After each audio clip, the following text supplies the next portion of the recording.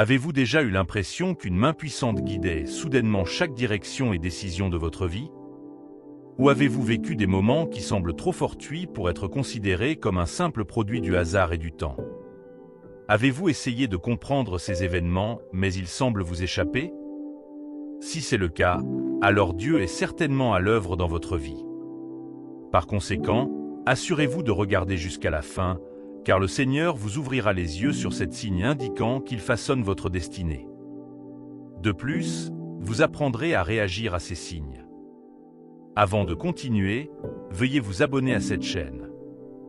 Étiez-vous autrefois à un carrefour, inconscient du bon chemin? Avez-vous remis en question votre objectif et votre direction, vous demandant comment accomplir le but ou le destin que Dieu vous a donné?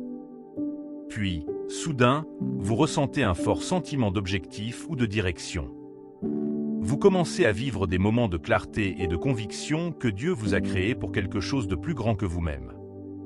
Ces sentiments ne sont pas de simples coïncidences, mais des signes indiquant que Dieu façonne votre destinée. Et ce n'est pas le seul signe. Il y en a d'autres que nous examinerons dans cette vidéo. En ces moments d'incertitude, il est important de reconnaître que Dieu est à l'œuvre dans votre vie, façonnant votre destinée et vous guidant vers votre objectif. Ce n'est certainement pas le moment ou la période pour devenir surexcité ou banaliser ce que Dieu fait, mais une période de réflexion sobre. Un moment pour se rapprocher de votre Créateur. Avant de nous plonger dans la meilleure façon de répondre à ce que Dieu fait, examinons d'autres signes qui indiquent que Dieu façonne votre destinée. Numéro 1. Le timing divin. Avez-vous déjà vécu des moments où les choses semblent se mettre en place parfaitement, presque comme si une force supérieure les avait forcées? Le timing et le lieu étaient si précis que vous aviez l'impression qu'ils étaient programmés. Ces exemples de timing divin pourraient signifier que Dieu guide votre chemin et façonne votre destinée vers un cap. Il peut s'agir de rencontrer la bonne personne au bon moment, de recevoir des opportunités inattendues, de recevoir un appel ou un email pour l'emploi de rêve pour lequel vous avez postulé et qui semblait tiré par les cheveux, ou de vivre des moments de clarté et de perspicacité lorsque vous en avez le plus besoin. Ces événements simultanés et pourtant merveilleux ne peuvent être que la main de Dieu à l'œuvre dans votre vie. Il a promis de rendre les choses parfaites au bon moment. Le timing de Dieu et le nôtre n'ont jamais été les mêmes. Il est toujours à l'heure et sur la bonne voie. Parfois, lorsque nous prions et recherchons la présence de Dieu, nous lui donnons un délai pour travailler en notre faveur au lieu de le laisser le faire au bon moment. Puisqu'il connaît le début et la fin, nous oublions que nous ne pouvons pas le contraindre à nous accorder nos désirs. Lorsque nous n'obtenons pas de réponse à nos prières, nous passons immédiatement à d'autres options et devenons douteux. Vous devenez frustré et désespéré, oubliant que Dieu sait quand et comment la bénédiction que vous recherchez doit venir. Vous commencez à chercher des alternatives pour obtenir des résultats plus rapides, négligeant ses promesses à votre égard. Pendant vos moments d'attente du timing parfait de Dieu, vous devez rester fidèle, confiant que Dieu ne vous décevra jamais. Il ne revient jamais sur ses paroles, et il ne peut certainement pas mentir parce qu'il n'est pas un homme.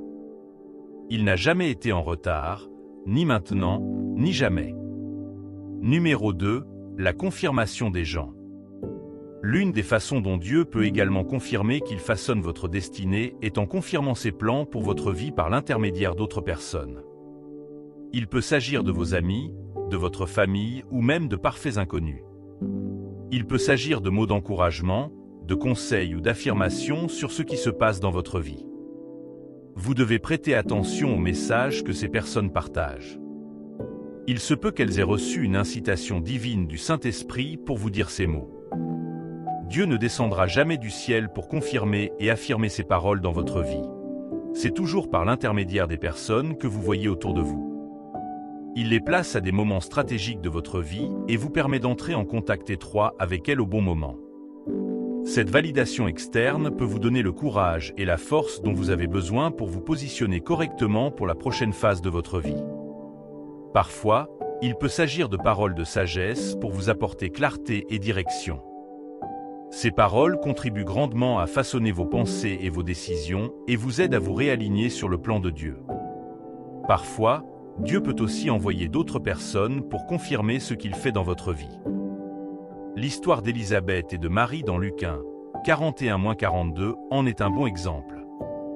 Lorsqu'Élisabeth entendit la salutation de Marie, le bébé tressaillit dans son ventre et Élisabeth fut remplie du Saint-Esprit. D'une voix forte, elle s'exclama : « Tu es bénie entre toutes les femmes, et l'enfant que tu enfanteras est béni. » Les paroles de bénédiction et d'affirmation d'Élisabeth confirmèrent les événements miraculeux qui se déroulaient dans la vie de Marie. Immédiatement après que Marie soit entrée dans la demeure d'Élisabeth, sans prononcer un mot, Élisabeth aperçut ce que Dieu faisait dans la vie de Marie. Sa proclamation de la béatitude de Marie n'était pas seulement un mot d'encouragement, mais aussi une confirmation de la main de Dieu à l'œuvre dans la vie de Marie. Elle fit comprendre à Marie combien elle était bénie de porter le Fils de Dieu dans son ventre. Cela fit immédiatement comprendre à Marie que Dieu l'avait créée pour quelque chose de plus grand qu'elle-même. Élisabeth fut placée stratégiquement pour rappeler à Marie combien elle était bénie et favorisée parmi les femmes. Bien qu'un ange ait rendu visite à Marie, la parole de Dieu à Marie avait également besoin d'être confirmée par un être humain. C'est pourquoi le Saint-Esprit a rempli Élisabeth et lui a donné une telle parole. Bien-aimés, alors que Dieu façonne votre destinée et vous façonne pour quelque chose de plus grand, il confirmera toujours ses paroles ou agira sur vous par divers moyens. Mais le moyen le plus courant est par l'intermédiaire des personnes avec lesquelles vous interagissez quotidiennement. Numéro 3, la croissance spirituelle. Une plus grande illumination spirituelle et une relation plus profonde avec Dieu sont des signes majeurs que Dieu façonne votre destinée. Pendant cette période, vous commencez soudainement à devenir plus fort dans l'esprit et à vous engager dans une communication efficace avec Dieu. Vous pouvez lui parler et entendre sa réponse sur presque tous les problèmes qui se produisent dans votre vie. Vous commencez à donner la priorité à votre relation avec lui et à rechercher plus souvent sa direction. Bien-aimés, si vous vivez tout cela en ce moment, c'est un signe que Dieu façonne votre destinée. Certaines personnes autour de vous peuvent vous traiter de fanatique, mais ne compromettez pas votre nouvelle relation ou n'essayez pas de vous conformer aux normes du monde. Ce n'est pas grave s'ils ne comprennent pas ce qui se passe dans votre vie, mais une chose est sûre, avoir une intimité plus profonde avec Dieu est la meilleure chose qui puisse arriver à tout chrétien sur terre. Profitez, maximisez et développez vos capacités pour ce à quoi Dieu vous prépare. Vous vous rendrez bientôt compte que Dieu vous a préparé à accomplir un plus grand dessein. De plus, avec le niveau de votre nouvelle croissance spirituelle, vous devenez trop chaud pour que le diable puisse vous manipuler ou vous efforcer de vous en occuper. Au fur et à mesure que vous expérimentez la croissance spirituelle et une intimité plus profonde avec Dieu, vous découvrirez que votre foi est renforcée et étendue simultanément. Il y aura une manifestation différente de la grâce de Dieu dans votre vie. Vous commencerez à expérimenter les différentes dimensions de Dieu. Même face à des défis ou des incertitudes, vous resterez inébranlable parce que vous connaissez désormais mieux Dieu et que vous lui faites davantage confiance. Le plus étonnant, c'est qu'au fur et à mesure que vous expérimentez la croissance spirituelle, vous commencez à refléter la gloire et l'image de Dieu plus que jamais auparavant. 2 Corinthiens 3h18 dit : « Nous tous qui, le visage découvert, contemplons la gloire du Seigneur, nous sommes transformés en sa propre image, de gloire en gloire, par le Seigneur qui est l'Esprit. » Lorsque ce passage biblique devient progressivement votre réalité, sachez que Dieu façonne votre destinée. De plus, votre croissance spirituelle déclenchera votre conscience spirituelle. En continuant à prier et à méditer sur la parole de Dieu, vous deviendrez plus en phase avec sa présence et sa direction. Cette conscience spirituelle accrue vous alignera davantage sur la volonté de Dieu pour vous. Vous ne serez plus pris dans le filet des essais et des erreurs. Vous bénéficierez de la direction divine de Dieu et n'aurez plus à vous vautrer dans la confusion au sujet de votre choix de carrière, de votre partenaire, de votre emploi ou de décisions mettant votre vie en danger. Dieu vous révélera ses plans et ses desseins de manière claire et sans équivoque. Le voyage de croissance spirituelle et de connexion surnaturelle de Moïse avec Dieu a commencé lorsqu'il a rencontré le buisson ardent sur le mont Horeb. À ce moment-là, Dieu a appelé Moïse pour conduire les Israélites hors de l'esclavage en Égypte et vers la terre promise. Au début hésitant et incertain de ses capacités, Moïse a remis en question le plan de Dieu et a exprimé ses doutes. Cependant, alors que Moïse continuait à rechercher la présence de Dieu, à écouter sa voix et à obéir à ses commandements, il a connu une profonde croissance spirituelle et une illumination. Cette rencontre a été le début de la marche et de la relation extraordinaire de Moïse avec Dieu. Un homme qui marchait, parlait et restait avec Dieu. Vous pouvez également profiter de cette dimension inhabituelle de Dieu.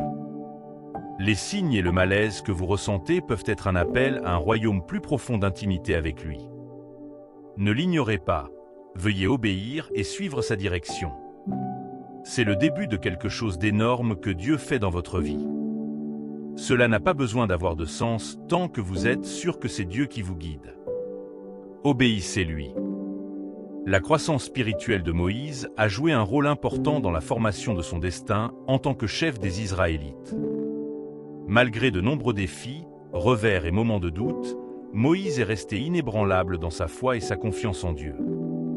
Grâce à sa relation intime avec Dieu, Moïse a accompli son appel pour conduire les Israélites hors de l'esclavage, les guider à travers le désert et les préparer à entrer dans la terre promise. Sa rencontre avec Dieu a changé et façonné sa vie. Quels autres signes confirment que Dieu façonne votre destin? Numéro 4. Des opportunités et des rencontres inattendues.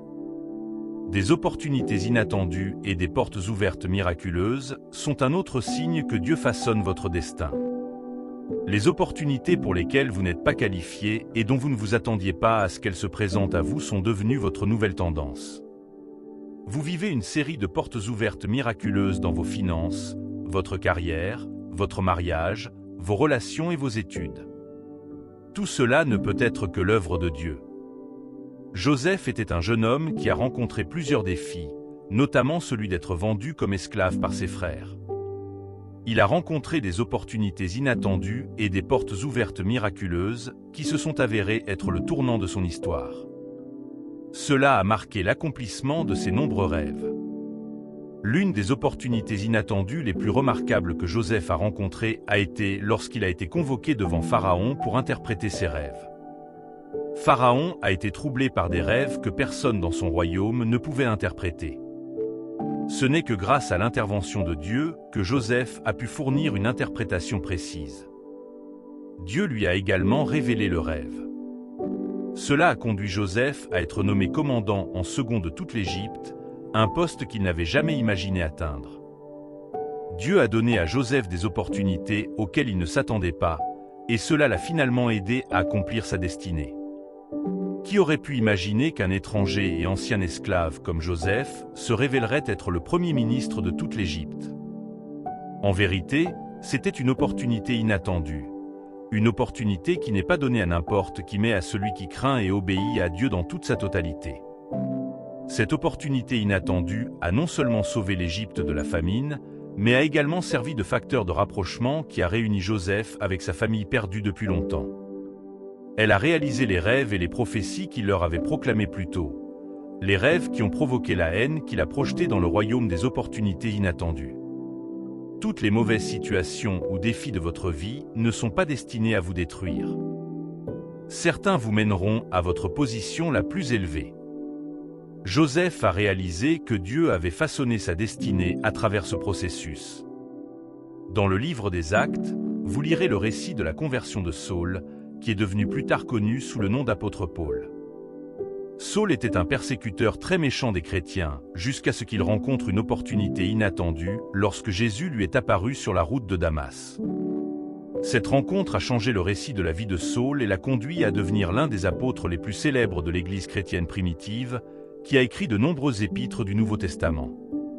Paul n'a eu qu'une seule rencontre avec Dieu qui a conduit au salut de son âme et à la libération de la condamnation éternelle. C'était une opportunité qu'il n'avait jamais prévue en raison de ses actions passées. Tout comme l'apôtre Paul, une seule rencontre avec Dieu peut vous offrir 1000 opportunités inattendues qui vous placeront sur un piédestal très élevé. Lorsque vous restez ouvert à la direction de Dieu, faites confiance à son calendrier et faites un pas dans la foi lorsque des opportunités inattendues se présentent à vous, vous lui permettez d'œuvrer en vous et pour vous afin d'accomplir son dessein dans votre vie, tout comme il l'a fait avec Joseph. À travers ces exemples, vous pouvez maintenant voir que Dieu peut utiliser des opportunités inattendues pour vous conduire sur des chemins que vous n'auriez jamais pu imaginer pour vous-même. accomplissant complètement son plan pour votre vie et apportant la gloire à son nom. Numéro 5. Une voie vers la guérison. La guérison est un autre signe que Dieu façonne votre vie et vous guide délibérément sur le chemin de sa volonté pour vous. Si vous sentez que Dieu vous incite à abandonner les blessures passées, les mauvais traits de caractère et les traumatismes émotionnels de longue date, et que vous continuez à être déclenché par des événements non résolus de votre enfance, Dieu essaie de vous amener à un lieu de plénitude. Dieu peut commencer à vous guider vers la guérison émotionnelle et mentale. Votre bien-être mental est important pour Dieu. Son souhait pour vous est de recevoir la plénitude dans toutes les facettes de votre vie.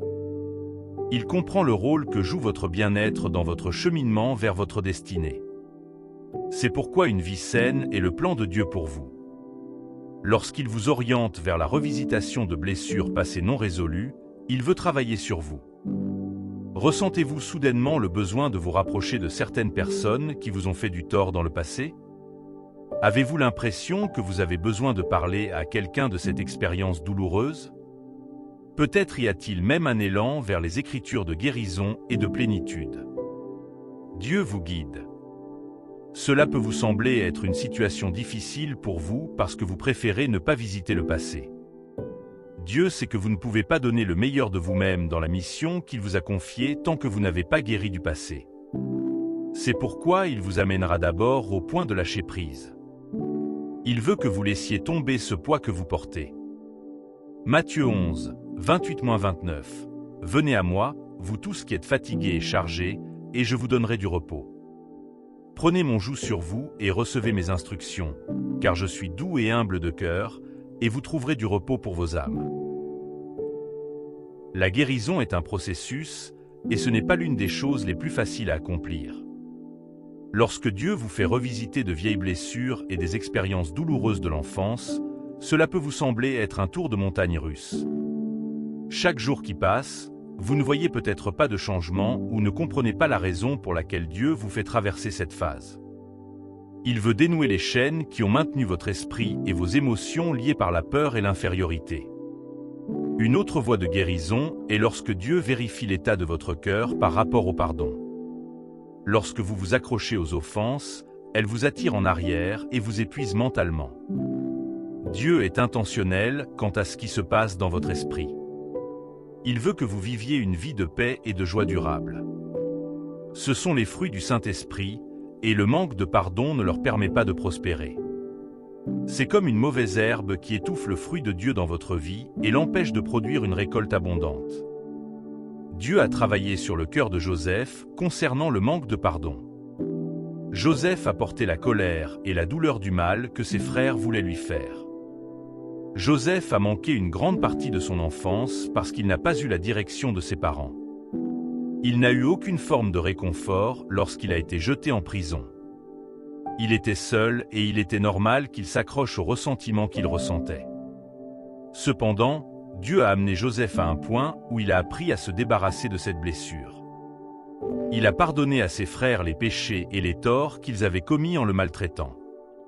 Joseph a pu trouver le vrai repos à la fin de son histoire parce qu'il a permis à Dieu d'agir sur son cœur.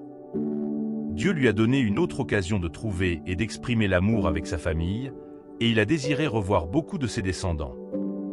Genèse 50, 22-23, Joseph resta en Égypte avec toute la famille de son père. Il vécut 110 ans et vit la 3e génération des enfants d'Éphraïm. Et les enfants de Makir, fils de Manassé, furent placés sur les genoux de Joseph à leur naissance.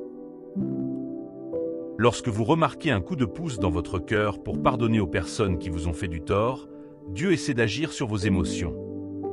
Il sait que l'ennemi peut utiliser ses fardeaux émotionnels pour vous empêcher d'atteindre votre avenir. C'est exactement ce qui est arrivé à Moïse.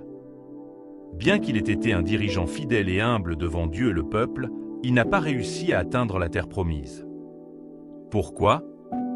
Il n'a pas pu faire suffisamment confiance à Dieu pour suivre les instructions. Au lieu de cela, il a laissé les plaintes des Israélites le pousser à désobéir à Dieu par colère. Vous devez laisser Dieu prendre le contrôle de votre bagage émotionnel. Alors qu'il vous guide à travers le processus de guérison, vous devez l'accepter, même si cela peut être inconfortable. Il cherche à changer votre perception de vous-même et des autres en vous donnant une nouvelle identité. Il veut que vous soyez pleinement prêt à recevoir ses bénédictions, vous devez donc lui donner accès à vos émotions. Numéro 6. Les instructions divines. Chaque fois que Dieu veut vous construire pour une destinée glorieuse, il commence à vous parler. Sa voix est la plupart du temps masquée par des instructions. Recevez-vous des instructions dans tous les domaines de votre vie? Avez-vous la plupart du temps l'impression d'être le seul à vivre selon des règles strictes de Dieu?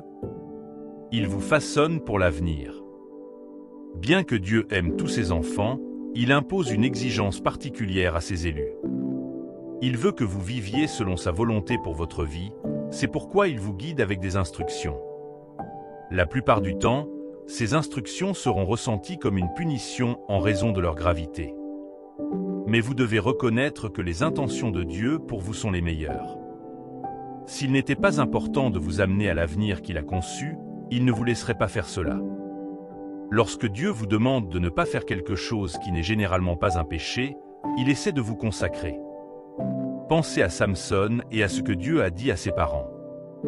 Il ne devait pas se raser les cheveux pendant toute sa vie. C'était la partie la plus vitale de la création de l'homme Samson. Il n'y avait rien de mal à se raser, mais quand il s'agissait de Samson et de sa destinée, il devait obéir aux instructions divines. C'est pourquoi vous ne devez pas évaluer les instructions de Dieu selon des critères moraux. Si Dieu vous demande de le faire, il y a une raison. Cela peut être parce que cela a de l'importance pour la phase de formation de votre destinée. L'ange du Seigneur avait des instructions strictes pour Zacharie, le père de Jean-Baptiste. Il fallait lui donner le nom de Jean parce que c'était essentiel pour façonner sa destinée. Un autre nom aurait été le mauvais nom, même si ce n'était pas une chose inhabituelle à faire. Il veut aussi voir à quel point vous êtes sincère dans votre engagement envers lui. 1 Jean 5h23, voici à quoi nous connaissons que nous aimons les enfants de Dieu, en aimant Dieu et en accomplissant ses commandements. En fait, l'amour de Dieu consiste à garder ses commandements. Et ces commandements ne sont pas pénibles. La mesure dans laquelle Dieu vous confie des tâches dépend de la position de votre cœur envers lui. Quand il découvre que vous devez renforcer votre niveau d'engagement, il vous fait passer par un processus qui exposera votre faiblesse afin que vous puissiez gagner en force. Prenez Jonas, par exemple. Dieu lui a dit d'aller délivrer un message aux habitants de Ninive. Il était hésitant et ne pouvait pas obéir à Dieu parce qu'il pensait qu'il y avait d'autres choses sur lesquelles il pouvait se concentrer. Dieu n'a pas voulu qu'il en soit autrement, alors il a insisté auprès de Jonas. Il a intercepté son voyage, et la prochaine chose que Jonas a réalisée, c'est qu'il était dans le ventre d'un poisson. C'est là qu'il a trouvé la repentance et s'est engagé envers Dieu. Abraham, cependant, était différent. Il n'a refusé aucune des instructions de Dieu, mais Dieu a travaillé à travers une dynamique différente dans sa vie. Dieu a construit Abraham à travers les instructions auxquelles il a obéi. Dieu lui a d'abord demandé de quitter la maison de son père, et chaque fois qu'il a obéi, quelque chose a changé dans sa vie. Dieu a conduit Abraham à travers des instructions où il a appris la fidélité de Dieu envers son peuple. Numéro 7. Les saisons d'isolement. Lorsque Dieu vous prépare à sa volonté, vous devrez passer par l'isolement. C'est une période où vous ferez face à beaucoup d'inconvénients et d'incertitudes. Vous commencerez à avoir l'impression que votre monde entier s'effondre parce que rien ne semble fonctionner. Dieu vous éloignera de tout le monde vers un endroit où vous serez seul. Lorsque vous avez l'impression que tout autour de vous s'arrête comme s'il n'y avait pas d'issue, c'est Dieu qui vous fait traverser une période de croissance. David a également traversé une phase où il se sentait perdu. Romains 5, 3-4 dit « Et ce n'est pas tout, mais nous nous glorifions même de nos souffrances, car nous savons que la souffrance produit la persévérance la force, et la force l'espérance. » La situation à laquelle il était confronté l'a conduit dans une période d'isolement. Les leçons qu'il avait apprises du lion et de l'ours ne lui ont pas suffi pour s'occuper du trône en tant que roi. Dieu a dû travailler sur lui à travers un moment d'isolement.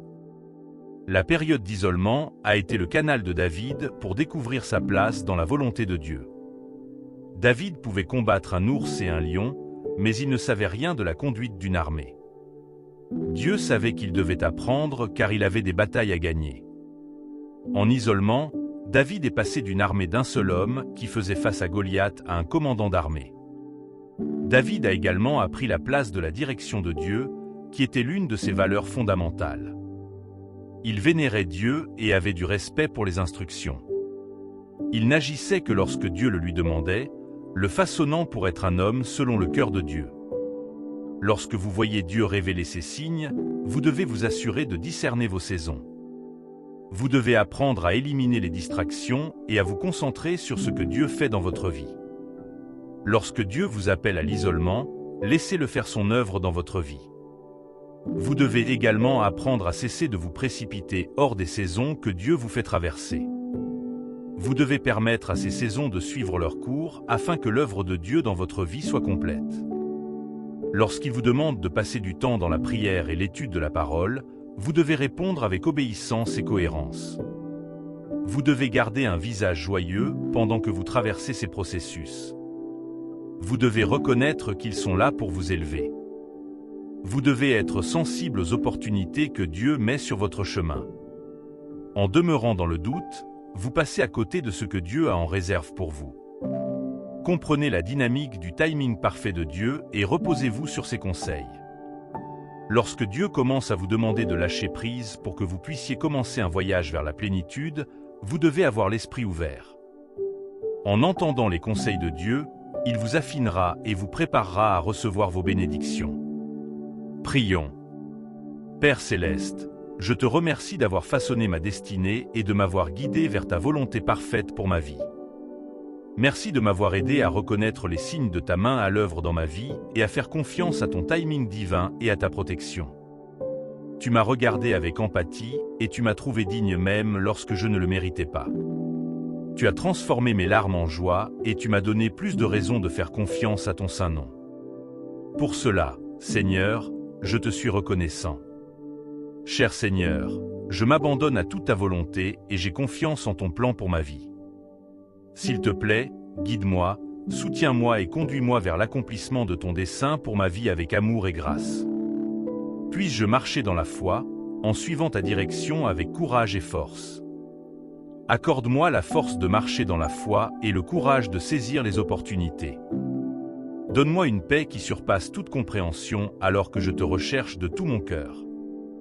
Seigneur, aide-moi à toujours me souvenir de ton dessein pour ma vie et à toujours glorifier le Christ. Cependant, j'avoue que je ne peux pas faire tout cela tout seul. La Bible dit que ma justice est comme un chiffon sale devant toi. Par conséquent, je prie que tu me fortifies et m'aides à accomplir mon but et ma destinée. Accorde-moi la grâce de vivre selon ta volonté. Donne-moi un cœur qui ne s'inclinera pas vers les plaisirs du monde. Accorde-moi la grâce de fixer mes yeux complètement sur toi, comme l'a fait Job. Même dans mes nuits les plus sombres et mes jours les plus difficiles, apprends-moi à rester fort et confiant que tu me sauveras. Renforce ma foi, Seigneur, tout comme tu as renforcé celle d'Abraham, ce qui l'a fait considérer comme le père de la foi. Que ma foi soit inébranlable même dans les situations mettant ma vie en danger, car je sais que tu me sauverais comme tu as sauvé Daniel des lions et de la fosse aux lions. Père, je sais que mes péchés peuvent entraver tout ce que j'ai demandé en ton nom, et je sais que ces péchés sont toujours devant moi. Mais, Seigneur, je te demande de me laver pour que je sois aussi blanc que la neige. Crée en moi un esprit juste qui me guidera à travers toutes les choses qui ne t'apporteront que de la joie. Aide-moi à rester sur le chemin de la justice que j'ai choisi maintenant et pour toujours. Dieu Tout-Puissant, je te remercie pour ces prières aujourd'hui. Merci pour ma famille, mes amis et mes proches. Merci de ne pas me refuser ton esprit. Je demande donc que ton amour, ta miséricorde et ta grâce continuent de me poursuivre tous les jours de ma vie. Et que ta volonté soit faite dans ma vie, et que ta gloire soit révélée à travers moi afin que les gens puissent voir que, sincèrement, tu travailles pour moi. Merci, Seigneur Jésus-Christ, d'avoir répondu à mes prières. Je te demande cela et bien d'autres au nom de Jésus. Amen. Si cette vidéo vous bénit, n'hésitez pas à cliquer sur le bouton j'aime. Veuillez vous abonner à cette chaîne pour plus de messages qui changent la vie. À bientôt pour la prochaine. Restez bénis.